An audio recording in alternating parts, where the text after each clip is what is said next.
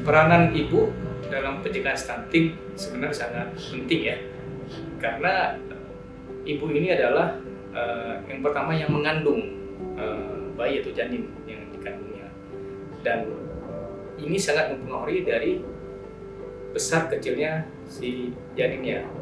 Jadi ibu saat dia hamil dan dia mengetahui bayi yang sudah dikandungnya, maka dia harus mengetahui bagaimana gizi makanan yang harus didapatkannya, sehingga bayi yang dikandungnya itu akan memperoleh gizi yang baik, sehingga bayi itu saat dari mulai dia dikandung dan melahirkan, dia akan mendapatkan gizi yang optimal dan berat badan yang baik, sehingga saat dia dilahirkan maka bayinya akan mendapatkan status gizi yang baik dan akan terhindar dari stunting. Jadi peranan ibu sangat penting dalam mencegah terjadinya stunting pada anaknya.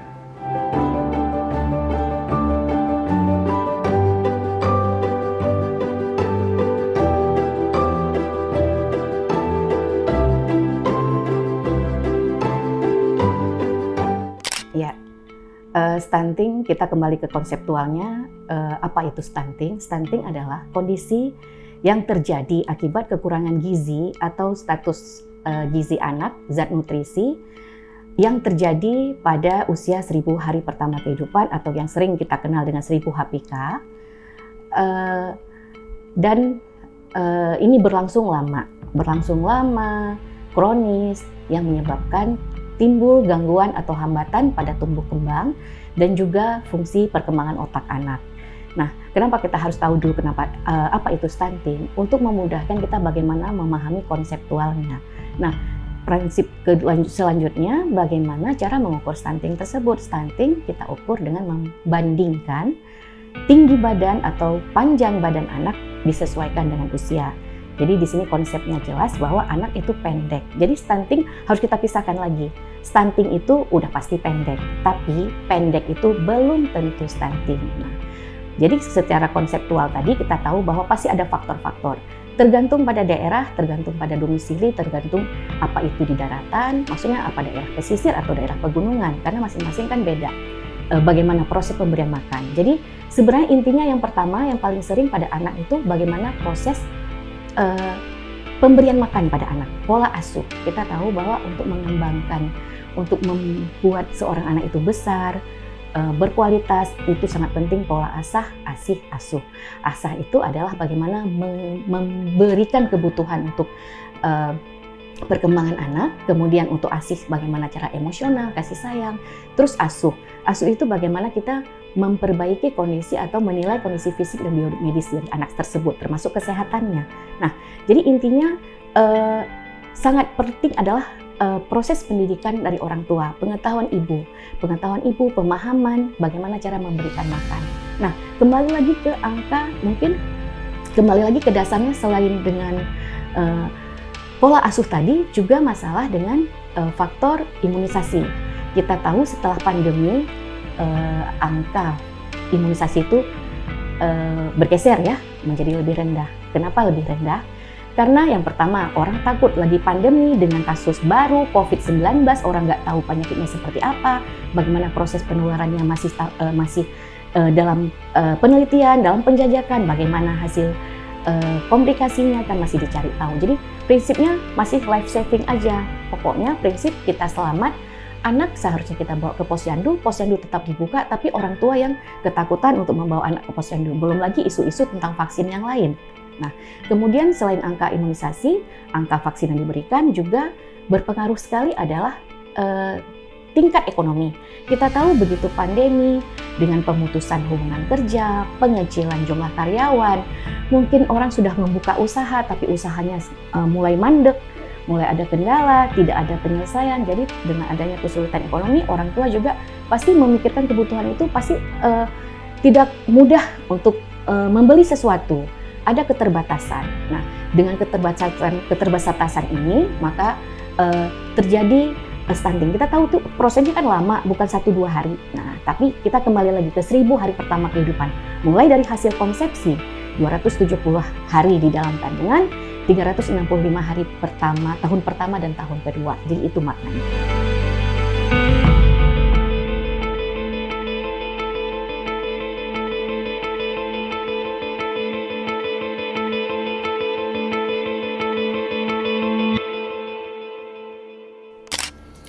Nah, janin membutuhkan ekstra nutrisi itu sebenarnya dari awal kehamilan atau yang kita bilang trimester pertama.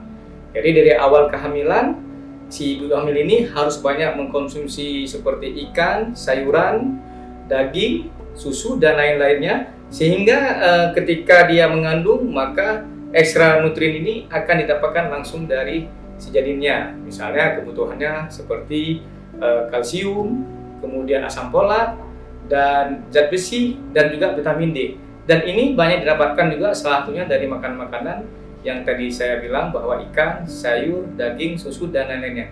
Dan ini terutama pada awal trimester pertama, sehingga dari mulai dia mendapatkan kehamilannya sampai kehamilan trimester ketiga, maka gizinya akan cukup, sehingga salah satu faktor untuk mencegah stunting adalah dimulai dari trimester pertama.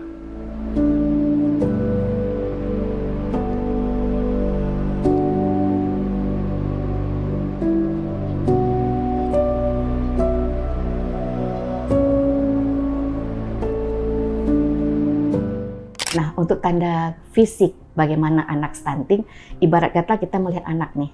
Anak usia 2 tahun. Tingginya mungkin sekitar 2 tahun ya, tingginya sekitar 70 cm. Dan berat badannya cukup sekitar 10 kilo. Jadi kan orang ngelihat, oh kalau dia melihat sosok anak itu sendiri, yang dilihat apa? Anak itu bagus.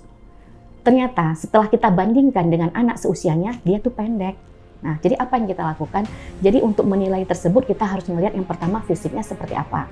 Kalau anak yang malnutrisi, yang pertama dia udah pasti bisa aja dia lebih kecil ya, lebih kurus, massa atau otot tubuhnya lebih sedikit.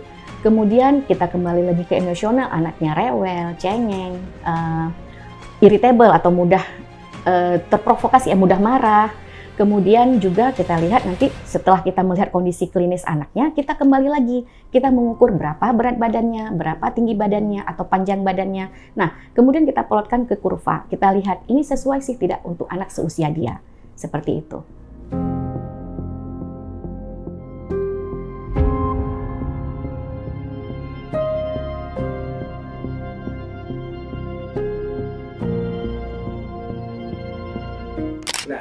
Bagi ibu muda yang mungkin dia menikah pada usia muda, terutama pada usia 15 sampai 19 tahun, itu sangat berpengaruh kepada kehamilannya, terutama pada anak di kandungnya, untuk menderita stunting. Maka kita sarankan untuk ibu-ibu yang mau hamil, disarankan dia pada usia 19 tahun ke atas atau pada usia yang sudah menjelang pradewasa. Karena pada usia yang sangat muda, maka akan rentan terkena dengan anemia, dan itu sangat berpengaruh pada kandungan yang atau bayi yang dikandungnya. Dan kita harap sekarang bahwa untuk pernikahan dini itu sudah ada catimnya atau sudah ada seleksi duluan, sehingga usia berapa si ibu boleh menikah atau si ibu boleh mengandung, sehingga ke depan anaknya yang dikandung tidak akan mendapatkan stunting karena menikah pada usia muda. Ingat ibu-ibu, jangan menikah, atau anak gadis yang menikah pada usia muda.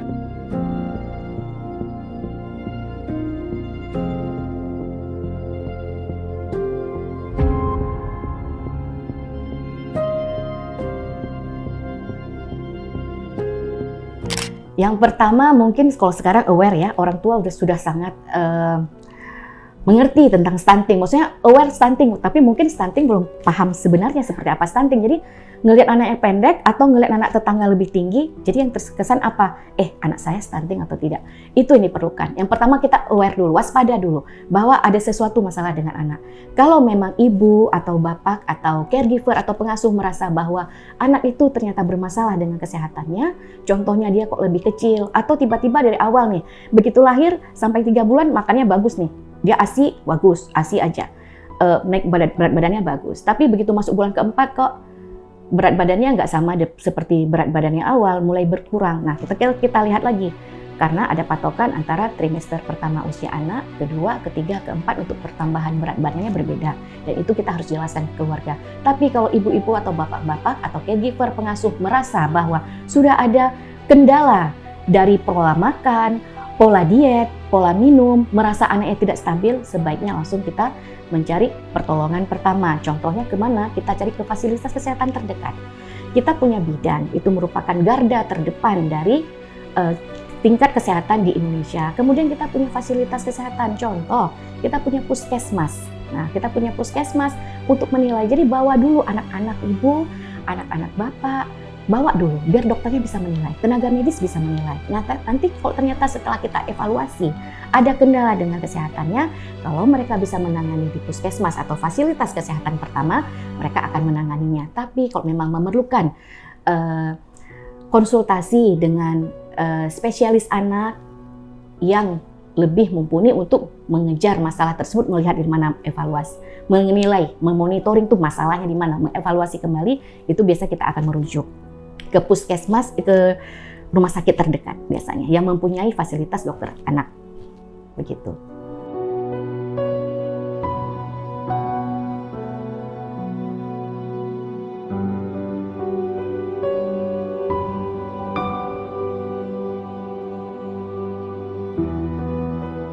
Ya, pemerintah saat ini dalam pengentasan stunting sudah banyak melakukan hal-hal yang bagaimana usaha untuk menurunkan angka stunting di Indonesia dan terutama di Aceh. Pertanyaannya, apakah penanganan stunting oleh pemerintah sudah cukup? Nah, kalau kita rasakan cukup, mungkin belum cukup karena ada beberapa hal yang harus kita lakukan bersama dengan semua stakeholder. Nah, upaya pemerintah sekarang adalah melakukan penurunan stunting terutama di Aceh sudah maksimal. Tetapi kita harus dukung kembali kepada masyarakat yang ada di sini dan terutama kepada beberapa stakeholder, karena penanganan stunting tidak bisa dilakukan oleh pemerintah saja. Nah, apabila kita melakukan semua stakeholder dan masyarakat dalam menurunkan angka stunting di Aceh ini, maka saya yakin angka stunting di Aceh akan turun bila kita bisa bersama, together.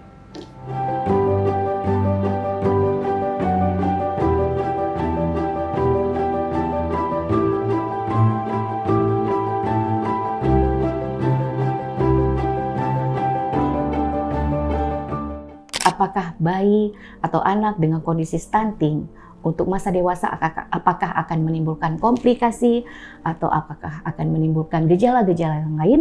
Sebenarnya anak dengan stunting sangat mempunyai rentan, lebih rentan mempunyai faktor risiko untuk terjadi penyakit tidak menular yang kita kenal dengan non-communicable disease.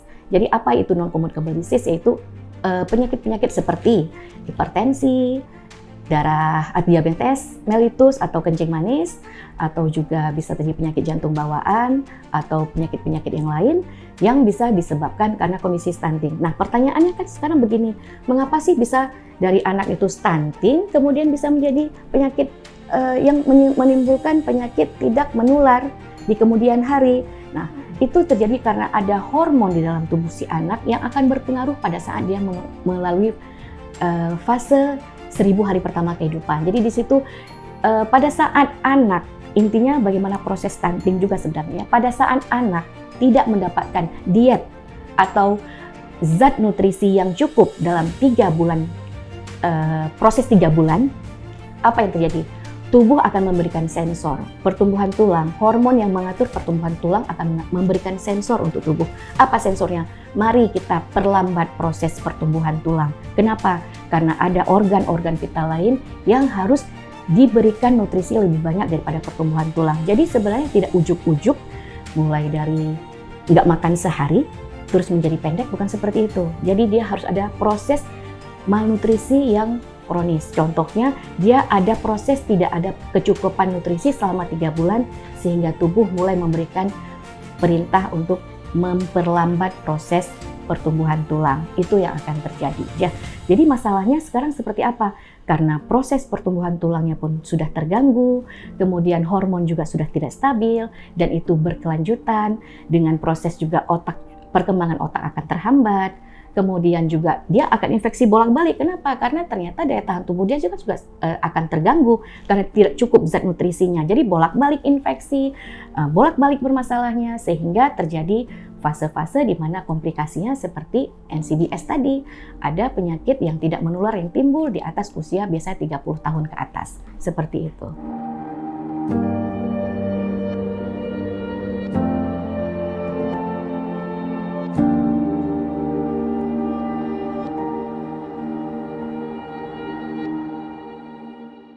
Ya, apa sih yang sudah saya lakukan dalam usaha penyelesaian stunting, terutama di Kabupaten Biren dan Aceh pada umumnya. Nah, saya melihat beberapa kasus yang ada di Biren bahwa salah satu faktor yang membuat angka stunting masih meningkat adalah persoalan pemeriksaan USG pada ibu hamil. Memang kita melihat pemerintah sudah melakukan hal semua ya, dalam memberikan edukasi kepada masyarakat. Tetapi kita melihat ada beberapa daerah yang mungkin agak masuk ke dalam seperti daerah pegunungan atau daerah perkebunan yang jauh dari perkotaan sehingga mereka tidak mau melakukan pemeriksaan USG ke kota. Kenapa? Yang pertama adalah faktor terlalu jauhnya akses ke dalam kota sehingga mereka tidak atau enggan melakukan pemeriksaan USG. Padahal pemeriksaan USG adalah salah satu faktor untuk melihat bagaimana perkembangan si janin sehingga bisa mencegah stunting pada janinnya. Nah, yang saya lakukan adalah kita melakukan jemput bola dengan melakukan pemeriksaan USG langsung ke lokasi atau lokus yang stuntingnya. Nah, saya harap nanti ibu-ibu bidan semua juga bisa berhubungan dengan kita sehingga kita bisa langsung datang ke lokasi untuk melakukan pemeriksaan USG tersebut. Dan yang kedua adalah yang kita lakukan adalah memberikan vitamin-vitamin ya kepada ibu hamil dan juga kepada bayi-bayi yang memang kita duga akan menderita stunting. Dan harapan kita ke depan bahwa angka stunting di Aceh dan khususnya di Biren insya Allah akan turun lebih cepat.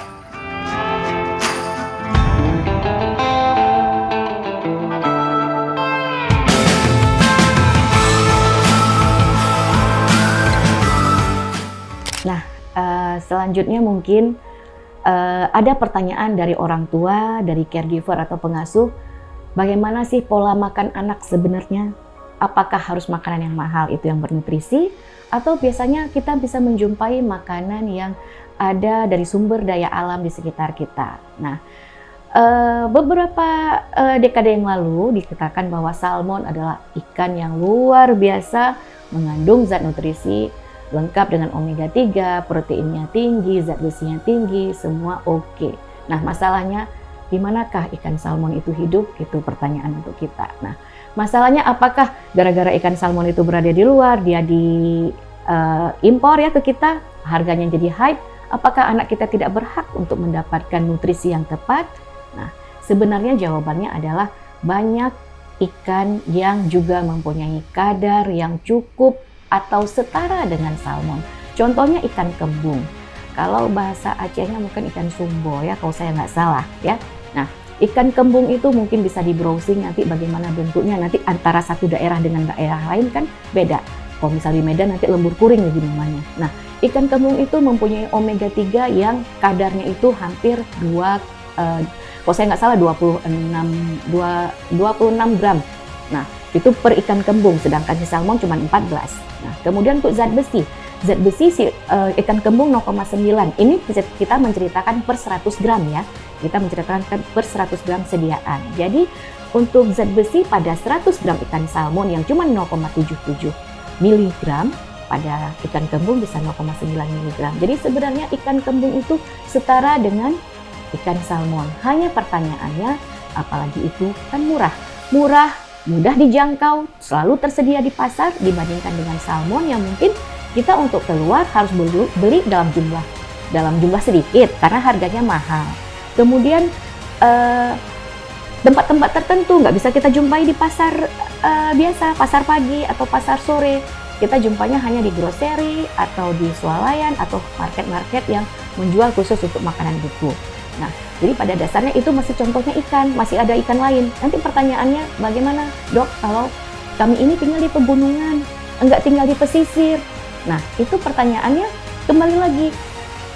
Pasti ada ikan di pegunungan yang bisa kita konsumsi. Masih ada ikan nila, ikan mujair, ikan patin, ikan gabus. Nah, itu juga mengandung zat gizi yang identik, yang sama dengan salmon tadi. Hanya mungkin kadarnya berbeda. Apakah kemudian kita kalah, kita nggak makan ikan? Tidak. Kita masih bisa mengkombinasinya dengan telur, dengan daging, dengan ayam ya maksudnya. Nah, itu bisa dikombinasikan seperti itu. Nah, tapi kan itu harganya high. Benar, itu harganya mahal. Untuk orang tertentu mungkin itu tidak terjangkau. Tapi kita bisa menggunakan masih ikan-ikan yang tadi. Masih ada ikan kembung yang harganya lebih murah. Kita belinya nggak usah per kilo, kita bisa belinya per ekor. Ya. Cuma yang penting adalah orang tua tahu bahwa anak membutuhkan protein hewani. Ingat, kembali lagi protein hewani. Karena nanti ada penawaran nih. Dok, boleh nggak kita kasih protein nabati aja?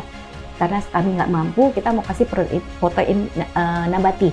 Contohnya kita kasih tahu tempe, memang bisa, cuman proteinnya itu secara kimia tidak berbentuk utuh, jadi tidak bisa maksimal digunakan oleh si anak. Contoh kalau kita mau makan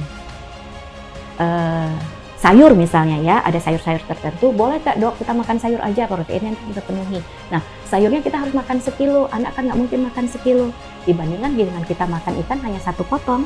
Jadi seperti itu kita membandingkan. Jadi mungkin juga ada beberapa orang tua menanyakan lagi nih, terus sayurnya boleh nggak untuk anak, Dok? Boleh, sayur boleh diberikan untuk anak. Sebagai apa? Sebagai pengenalan. Di bawah 3 tahun dia pengenalan aja. Untuk menunjukkan bahwa ini wortel, nak. Ini buncis, ini jagung. Dia hanya mengenal, tidak merupakan kebutuhan utama. Karena apa? Kapasitas perut anak itu terbatas, belum seperti orang dewasa. Jadi kita, kalau sekarang ada iklan-iklan anak makan brokoli 1 mangkok, lebih bagus kita memberikan di situ protein hewani, kita memberikan karbohidrat, lemak, beserta dengan bahan-bahan yang lain. Seperti itu. Jadi maksudnya nggak mesti bahwa sayur harus makan banyak. Tidak. Beda porsi anak sama porsi orang dewasa.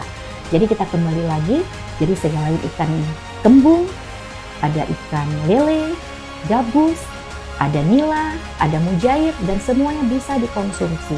Kita sesuaikan lagi, contoh saya tuh nggak tahu, mungkin di daerah pesisir ada seperti di Takengon ada ikan betik, itu kan juga bisa dikonsumsi. Jadi tidak mesti harus kita berpatokan pada ikan salmon tadi, seperti itu.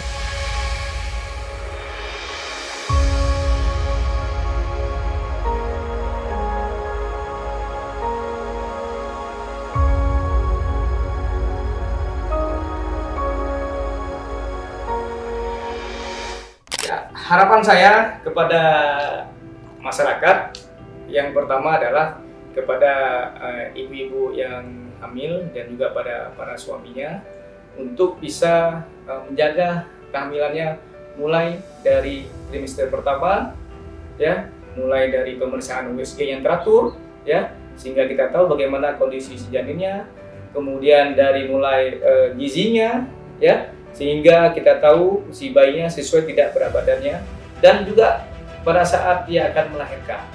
Dan itu belum tentu selesai, karena pada saat si bayinya lahir juga kita harus memberikan ASI eksklusif kepada si janinnya, boleh 6 bulan atau sampai 2 tahun, dan perkembangannya harus kita melihat secara teratur, boleh ke posyandu, ke puskesmas maupun ke rumah sakit. Dan dengan teraturnya kita melakukan pemeriksaan ini, sehingga kasus stunting di Aceh saya yakin akan turun apabila masyarakat juga ikut berpartisipasi bersama. Insya Allah Aceh akan turun stunting.